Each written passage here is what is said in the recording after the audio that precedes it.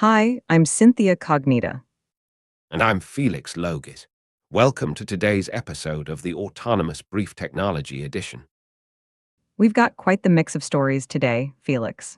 From corporate bonuses to space planes, and even a farewell to a beloved tech site. That's right, Synthia. But let's start with something that's raising eyebrows in Silicon Valley. Meta, formerly Facebook, has decided to increase executive bonuses by a whopping 125% while laying off staff and cutting stock options. Nothing like rewarding the top while trimming the bottom, right? According to reports, they're pushing these executive bonuses from 75% to 200% of base salary. Just imagine their CTO could be looking at nearly $3 million in total cash compensation for 2025. And this comes right after they announced a 10% cut in yearly stock distribution for most staff. I have to wonder about the timing of all this. Speaking of timing, let's shift gears to something more secretive: the X-37B space plane. The U.S. Space Force just shared a fascinating photo from orbit. Yes, this is quite interesting. The X-37B is currently on its seventh mission, though details are sparse about what it's actually doing up there. What we do know is that its previous flight set a record by staying in orbit for 908 days. Over 2 years in space. And now they're trying something new called aerobraking, using Earth's atmosphere to change orbit while saving fuel. Pretty clever, if you ask me. Speaking of innovation, let's talk about Western Digital's ambitious plans for storage technology. They're betting big on something called heat dart magnetic recording to push hard drive capacities beyond 100 terabytes. That's a lot of storage, and they're not alone in this race. Seagate just released a 36 TB drive and bought a company called Intevec that makes special machines for hard disk production. This kind of competition is exactly what drives innovation. But speaking of drives, we should mention the sad news about iMore shutting down after 15 years of covering Apple news. End of an era, isn't it? They've been a go-to source for Apple enthusiasts since the early iPhone days. At least their archives will remain online.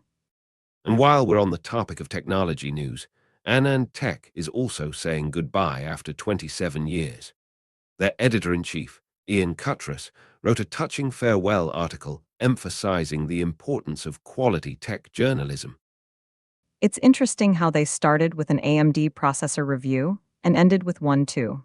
Quite poetic, actually. Indeed, but let's look at some more forward-looking news. South Korea has announced plans for what they're calling the world's largest AI data center. This is a massive project, Felix. They're expecting $3.5 billion in initial annual revenue, with potential to reach $35 billion in total value. Construction starts in 2025.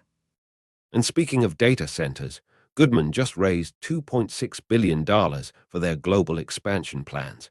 They're citing increased demand from cloud computing and AI as the driving factors.